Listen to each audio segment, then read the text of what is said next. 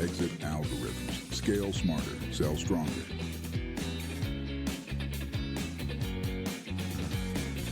Welcome to Exit Algorithms, the podcast where we decode what it really takes to unlock growth, streamline operations, and prepare your business for a high-value exit.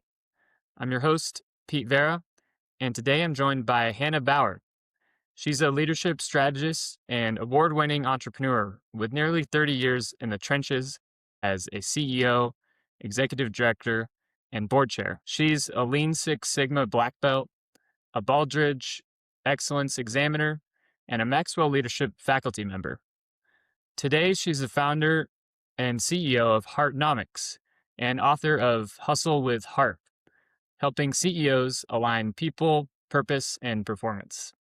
Hanna, so excited to have you here. Welcome to the podcast. Oh my goodness. Thank you so much for having me, Pete. Yeah, I can't wait to get into this. We talked a little bit on the pre-show, but yeah, do you mind sharing a bit about your background and yeah, what led you to be the, start on your own business with HEARTnomics? Yeah, well, I would like to say the start was a motivation, was more desperation. Like desperate to find like solutions and to make sure I was able to pay all the bills. And like, I think almost life of the entrepreneurs is like that, right? I mean, we go in the trenches, you find out something that you're good at, and it's like, hey, I can make a living out of this too. But no, a lot of it to not only was the inspiration to want to make a change in the world, but also came a lot with my personal story as a heart disease survivor, where Oh, I wow. learned a lot of real raw lessons, not because I wanted to, just again, surviving. I realized there was quite a parallel between survival of heart attacks and survival in leadership and entrepreneurship. Of course, I didn't know that when I was a kid.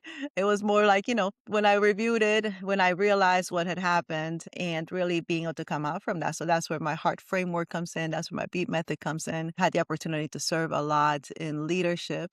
But really, that came out of wanting to be able to see the transformation.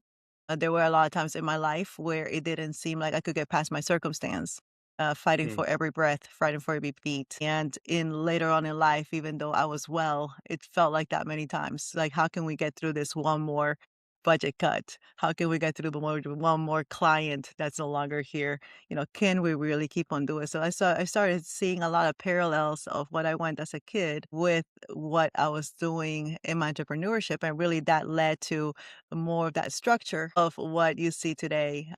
And from the coming in from experience and being able to work with other leaders globally. Yeah. Wow. Thanks for sharing that. Really powerful story. Yeah, I'm curious, what does a typical client engagement look like when maybe what do you look at first when you take on a new client? Well, the desire, right? A lot of times, well, we don't know what we don't know. So the clients that come to me are the ones that I know there's quite something not right that's going on. They may not know exactly what it is, but they do have symptoms. Having gone Mhm. through quite a few health things, I realized there was a lot of symptoms, but the symptom doesn't necessarily mean that's the source. So with clients, when they come to me, they may come as through communication. They're like, oh, there was miscommunication. We have all these meetings, but yet we don't get anything done. There's changes that we know that are coming, but I don't know if I'm the people, the last initiative we didn't even stick. We sunk all our money into the last initiative. And now we're back to where we were. The loss of talent has been key, or also actually a great opportunity because, with every change and every shift, there also comes an amazing opportunity to go forward. But there's insecurity in, do I have the labor force? Do I have the systems and structure in place to be able to pursue those things? So usually that's how somebody comes to me in that conversation when they're looking to scale, when they're looking to navigate crisis uncertainty. And that a lot of times that uncertainty may come from having to inject or respond to compliance issues or the new technology, having to do the influx of new technology into the organization. Got it. Yeah. When do you typically see that start to happen? Like they need more systems and formal structure. Is there a certain maybe revenue point or Yeah. employee count where it starts to be difficult to manage? Well, both. I mean, like if you think about it in a small business, right? I mean, like you're able when you have a small team, and because they're small doesn't mean they're not doing much. On the contrary, I mean, you see $1 million businesses now that have a what we call even a skeleton crew, the core people of 7 to 10, right? But where you're 7 people outside of your owner really you're able to keep in communication. You know each other's sync. You know how so you know how you vibe, the flow that goes in there. But then when you inject another person, right, perhaps a second tier leadership where they may not have that direct access to the visionary or the direct access to the owner, that's when you start seeing the communication erode if you haven't already been in practice on passing those things down. So by the second tier, and I don't mean in, position, I mean as far as connection to the owner is when I start seeing the sound deterioration in the what not only the expectation, but what do we need to be watching out for? Also the initiatives that are being put in. That would be the initial one, right around 7-10, about the 1 million to 2 million really cutting point for businesses that where they're really starting to think we need to start having some form of processes and systems that we can put into place. And then, of course, comes the optimizing. Sometimes the problem is not the lack of processes and systems. So many people have franchises. Many people have already, like businesses that already come with all these things, but they may not have the report to execute on the strategy, and they may Mm. not have the report to or the flexibility even to be able to not only adapt but respond to opportunities. Yeah. Oh, that makes sense. Yeah. I did a little digging on your book. I hustle with heart. I'd love. Do you mind sharing some of the main through lines and takeaways for business owners from that book? Yeah, so this book actually was birthed out of the hospital bed. It's something that for me as a kid, always curious. I was diagnosed with at the age of 4 and really spent a lot of time in the hospital from the age of 10 to 14. So at that point, it's like my preteens, my teenage years. I'm very curious about, what the world is like and really couldn't do much of from the CCU.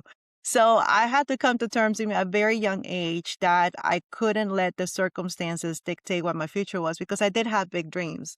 And I think as a kid, we all have like this amazing, like, hey, this is what we're going to do and all that. So I had amazing parents where they always set the standard high for me. They wouldn't cut me any breaks, which I would get mad at them, but then I understood why. But in that, I realized that even from my bed, even in those moments where I really couldn't do much, every small action had an impact.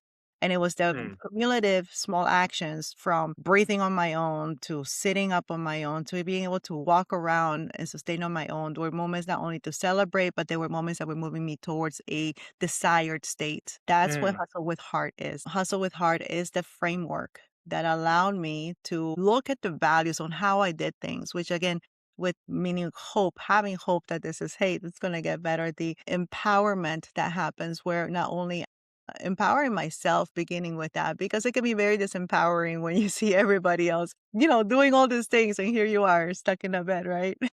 But even in empowering yourself and you being able to transfer that empowerment to others, the accountability that comes as far as like what things are we looking at? What are we monitoring? What is it that we are measuring? Again, you cannot change what you do not measure, right? You Mm. cannot grow it. Absolutely. Then the results.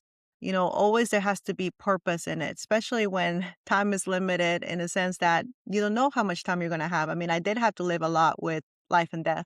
Time really was of essence to me. So how was I going to make this work? And that's where the accountability part came in, understanding that it wasn't just a one person, but it's accountable in a community. And then trust.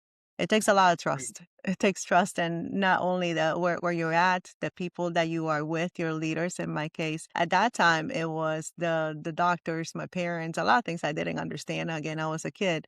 But later on in life is seeing, well, what is my trust circle? How am I not only trusting others, but how am I a person of trustworthiness? So that's what the heart framework is. And I Mm. had to figure out a way, how do I grow in this without with these concepts? And that's where the beat method. So it's the heartbeat method. And that's believe, Right. engage, act, and transform. And that's a quick like breath. What do I believe? How do I engage with what I have? Not what I well, not what I need. No. How do I engage with what I have? What small action can I do right now? And what's the transformation I expect from that? And does the transformation does it match my belief? So it's a quick individual alignment, the heartbeat. And that's what the little book is tips for every day to take out bite size. I have actually a digital course that goes also along with that, and some Mm. workbooks available to go more into depth. But that's how I work with executives. That's how I've gotten through not only heart disease, executive, and yes, motherhood.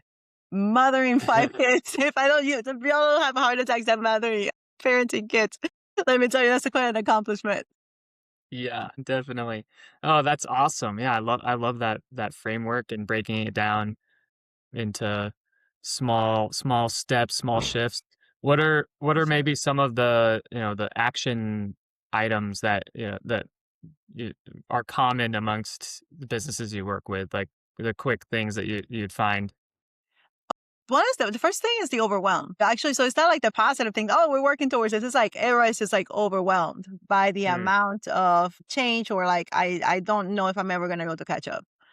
That mm, initial thought that may be underlying the entire day, and then without being able to catch that thought, that day could literally actually is literally putting the rhythm in your day. So having already the thought, being living with this overwhelm, sense of overwhelmness, something that we do like in what I do with the book. A lot of times I couldn't see what I wanted because of the circumstance, right? So it was easier to see what is that feeling, that thought that took the energy out of me. So the thought of I can never catch up, for example, that's going to be an immediate drain withdrawal. mm, Being able to catch that, just even in that. So what's going on? Then why do I think that? When have I thought that before? And what was what happened? What you're still here. So what happened? What changed? Did anything change? So how can we turn that immediately into a positive? And that's really using a universal law.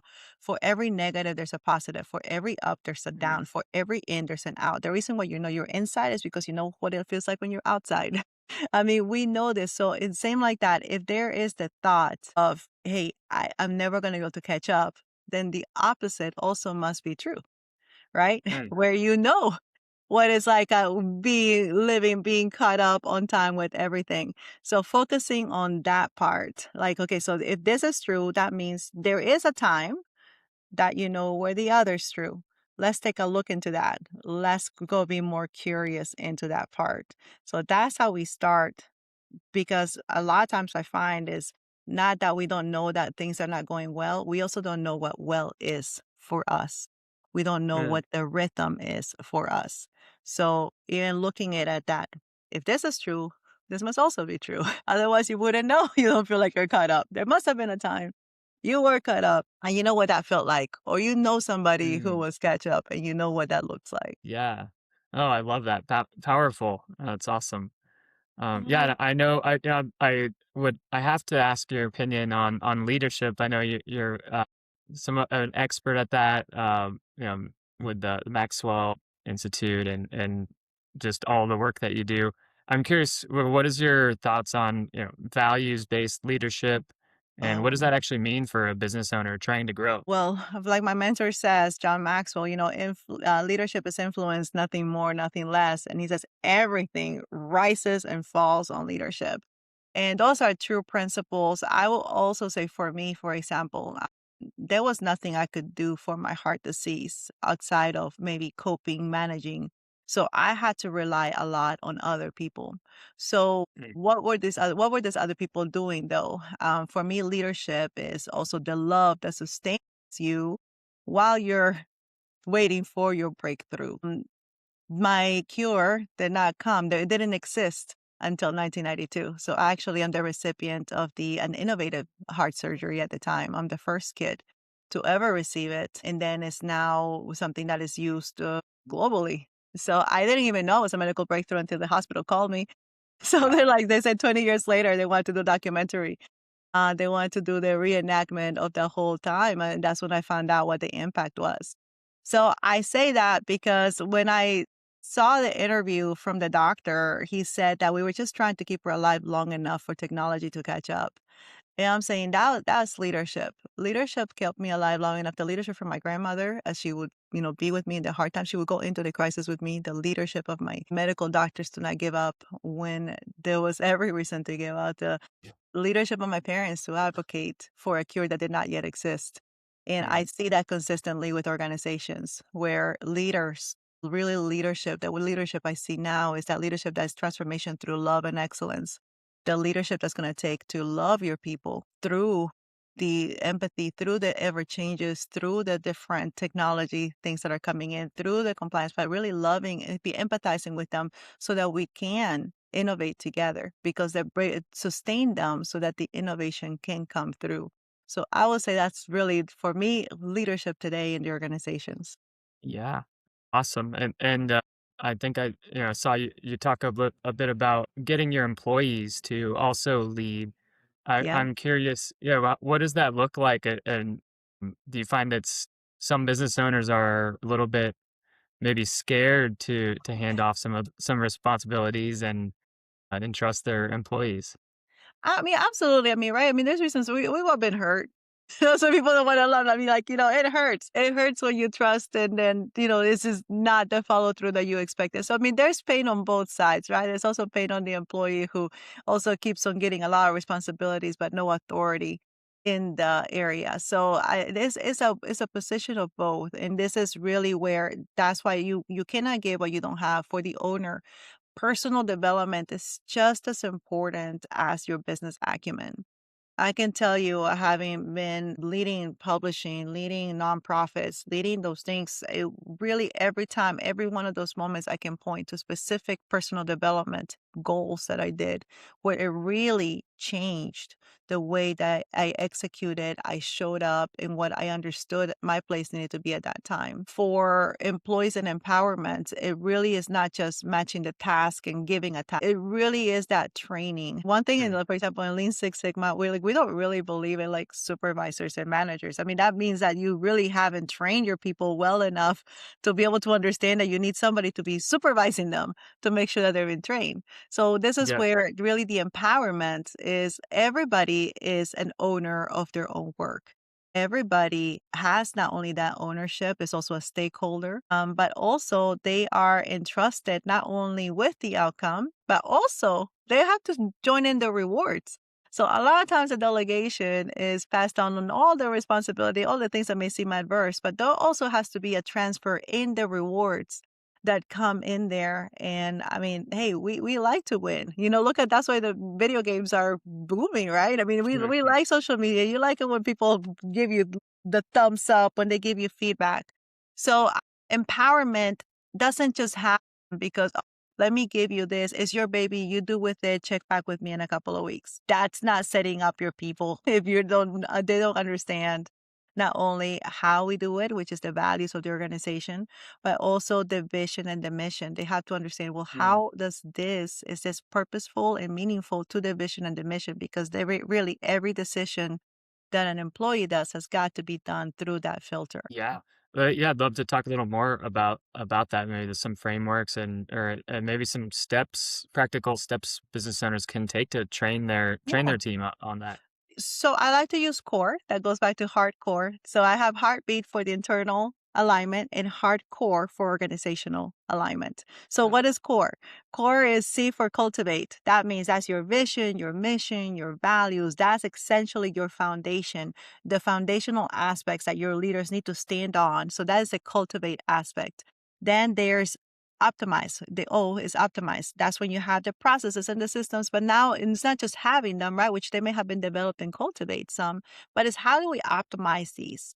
What needs to be optimized? And sometimes optimize is not like what more do we need to do so that this can work. It's really what do we need to get rid of so that we can Mm. be that much leaner and faster. So in optimize, a lot of times it's also even some of the band-aids that we did because we were doing everything in the past that we were able to get away with. We're getting rid of that. So that's optimizing. And then we have the reach. The R in core is the reach, which is your feedback loops, right? I mean, again, you have the internal customer, you have the external customer, but there has to be that feedback loop consistently. So reach is really checking all your systems, not only in the communication internally, but how you perceive, not how you say you perceive it, not what you say you do to the customer. What does the customer say you do for them? The other Mm. question is, who would miss you if your doors were closed today? Who's gonna miss you? How would you know? Is there a way for them to tell you? How do you know right now? So reach check stat. reach checks to make sure like are my people, it is really the customer I'm saying who's gonna, who am I serving? How do I hear from them? How do they hear from me? How do I know? And then elevate. And elevate really is reaching to the not only the thought leadership, but the innovation that we need. Change is happening. It's not gonna slow down. I don't think anybody will say, "Oh yeah, it's just a fad. It's gonna be a season." If anything, we've seen change is going faster. The changes are lasting less. Transformation initiatives are not, things that may have lasted for 5 years, 4 years. It might be 2 years, 1 year. So understanding that with Elevate is also the innovative fuel that I need to do for both my organization, but also the innovative fuel for my sector. So that's the other part of core is really being on understanding that what is my role not only for my people here, but really what is my responsibility and my impact into the industry and the world I'm looking to serve. Hmm. Yeah. That's another great framework. I hadn't heard of that. That's awesome. Yeah, it's core. You can check it out on my website. That's great. Yeah, and you mentioned it a little bit earlier, but frequently deal with overwhelm or just burnout. Yes. How do you recommend owners get around that when they're trying to scale, without getting completely consumed by the business, scale sustainably? Breathe and don't get consumed. That's what I got. It's like breathe. Breathe, y'all. You gotta breathe. And I'm not, and I mean, I say that lightly, but I also say that very much. There was nothing I could do when I was having a major heart pains in the middle of my heart. I couldn't control the heart, which was functioning, but I could control my breath. Mm. So there's some things in what are happening that are really legitimate causes for your burnout right now for those business leaders that are listening. Yes, it's legitimate. Yes, it is. It is grounded. It is sound. Yes, it can be scary. You can't control the uncontrollable, so control what you can control. And first of all, you can control your own breath. And it's amazing what breathing does for you, but also what allowing your team to breathe also does for them because they're feeling the chokehold, they're feeling the pressure on top already. If you're feeling like this, think how your team already feels. They may not be saying it, but they're probably feeling it. So again, one of the things about if you've ever seen race cars, you've ever seen those, we have a motorway here. They're amazing machines. I mean, like they go super fast. But even in as fast as they go and however many rounds they do, they all have to pull over. Not one have I seen that they don't have to pull over because if they don't Yeah. pull over, it becomes a very dangerous situation for everybody involved. So I would say that too.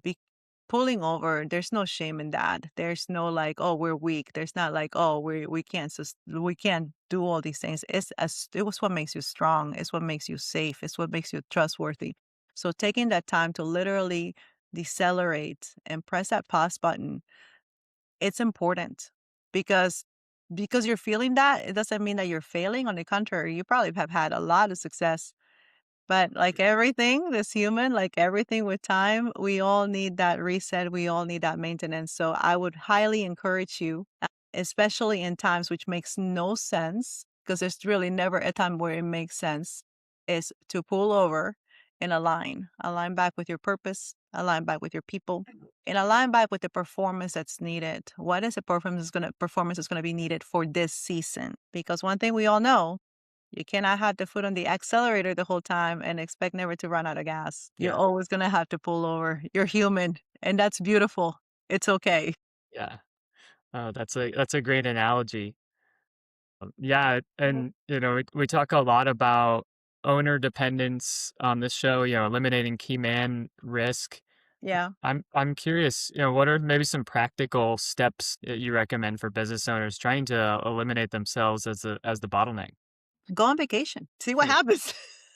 That's the greatest test. What all breaks down? What happens when you take off that week? Yeah, the scary part. Because when you go on vacation, and actually, I would even do that with my key people. I've done that. I've literally done that. You send your key people on vacation because that way you start knowing what are the questions that are coming up. What do I have a way to answer those questions? If they were gone, something happens. We all know. I mean, we used to call it I manufacturing the Mack truck principle. What happens if you get? I mean, you're in logistics, right? So you understand. I mean, things happen. So it's good for them. And let me tell you, the feedback, the information you get when you key people, you send them on vacation, that is huge. Questions. Who is who's starting to who is responding to those questions? That tells you even your next line of leadership. That tells you, where are the breakdowns? It tells you what doesn't get done or what does get done. What is the actual pace for the thing? So, we need to know how long do things take. So with your key people, even just doing that, what happens when we press that hard stop? Because then when they come back in, then we have a clear workflow to work from. Okay, we need to find out what are the answers to this. And this is where a lot of the processes and systems are born from that. Hey, all this happened, it was terrible, and then now you're back. So let's fill in that gap. So that's a very quick way to find out who's doing what in your business. It is a very quick check. I've seen it work for me, for practical. Even like I said, you go on vacation and don't be there answering the phone the whole time. See what happens. Again, what's the worst thing that can happen? And I'll tell you, want us to fail quick and so that we can respond to that and learn from those failures. So we have to not constantly be trying to prevent everything. We need to know what is it that happens. And this is what happened as bad as I thought what would happen. Because that's the only way that I'm going to be able to learn see those gaps, but also be able to empower other people to fill in those gaps. I need to understand what level of risk. Maybe things that I didn't think were that big of a risk are really a big risk. So I need to compensate the same way. We're talking about risk, looking at risk, and it's like, wow, this is really, it may not take us long, but it's a very high risk activity that I need to make sure I have the right person that's looking out for that. And I need to train differently. Yeah. Oh, that's a really good tip, honestly. Yeah. Mhm. That's the quickest way to find, what needs to be replaced. Is to just test it, right? Buy them a cruise. Send them on a cruise. There's no internet. There's nothing, and they'll have everything paid for. Send your key people on a cruise. Not all at the same time, though. One at a time. Yeah. Oh, that's awesome. Yeah, and I I always make sure to touch on AI. I know it's a Oh, yeah. buzzword, but I can't really talk about business these days without it, it seems. I'm curious, how do you see it affecting your industry, and how are you personally leveraging it the most? Okay, so there's a couple of things. Actually, I'm giving a session. I'm speaking in Canada next week, and actually bringing in the power of AI and the human centric, and the overall. How do we do this and remain integrous, right? So this is not the first time that we're disrupted by technology. So first of all, I know what happens right now. It's like, oh my gosh, it's like the end of the thing. Yeah, the difference here is that usually a lot of times the industry or the sectors may go through this one at a time. The difference, kind of like what happened even with 2020, is that it wasn't just one country battling through a virus. It wasn't just one thing. It was like, it seemed like the entire world at the same time and the global economy. The same thing with AI. It's not that this is a new way of technology. I mean, look at even the disruption that the cell phones themselves did, just having a cell phone with what they did. But it's just everybody at the same time. Not everybody got a cell phone at the same time. There were different stages to it. And the technology wasn't as disruptive in that sense. But yeah, it started changing the way that we did work.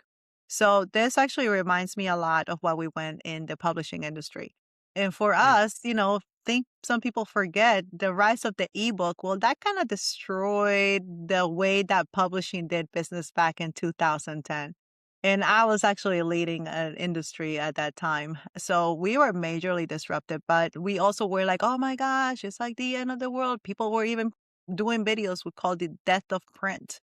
How printers were just gone. Well, another industry had gone through that before us, and that was the media industry. Where you remember, I don't know if you're old enough, Pete, to remember the CDs, and if for the CD you had to buy a whole album, but if you just wanted that one song, you had to buy the single, literally get the single, and then maybe you can stream that one. But then suddenly it went from I don't have to buy the album, I don't have to even buy the single. I can stream it straight on my phone or on my computer. And then I don't just have to have one artist like that. I can have many artists like that. Well, that was disruption to the media industry, which for us what we saw as a publisher is there was an industry that went through that before we did. How did they handle it? And we started taking a lot of lessons from that. What's happening now is that it's the same thing. It's just a lot of industries had not gone through that disruption. It's like, well, what's the playbook for doing AI? So like we haven't done it, right? But we can take the playbook from how we've done things in the past with other tools. Every time there has been a technology, number one is the human. So when we're talking about AI, there has to be a governance structure to the use of the tools. It's not the system or the process that is leading the human. Again, there has to be governance and the responsibility. And yes, this comes from the leader on how do we not only keep the human in the loop, but what are the actual crucial points for the human to be able to go in there and the decision making that needs to happen. Now, there's some things right now that are written to where, it does require the human touch, but there's things outside of what a third party may say. This is where humans need it. You really need to know what the governance, just like we did when social media started. We started writing policies, we started writing things on how to handle social media internally. Well, but the same thing is in the governance, because this is a different technology in the sense that it does learn. It can autocorrect without you saying, yeah, autocorrect. So Right. there has to be that. And here's the other thing. Don't look at AI as a way to solve all the problems that you have going on right now. One thing is, like I said, it's going to amplify the human. AI is also going to amplify the gaps. So if you currently have a gap in your culture, whatever it is, if you currently have a trust issue in your culture, implementing AI at that time, guess what's they're going to do to the trust in the culture? The gap's going to be bigger. If you currently don't know even what process you're using to do a certain thing, let's let AI create that process. If you didn't know before, you're probably not going to know now. Yeah. So when things go wrong, you're not going to be able to do that root cause diagram as quick because people were not part of that.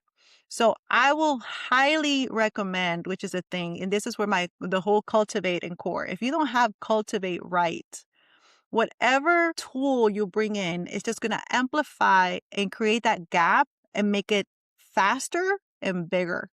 So you need to know what indeed are the processes and the systems that you need, and not just come up with a process for this and process for that and a system for this and a system for that, which you can.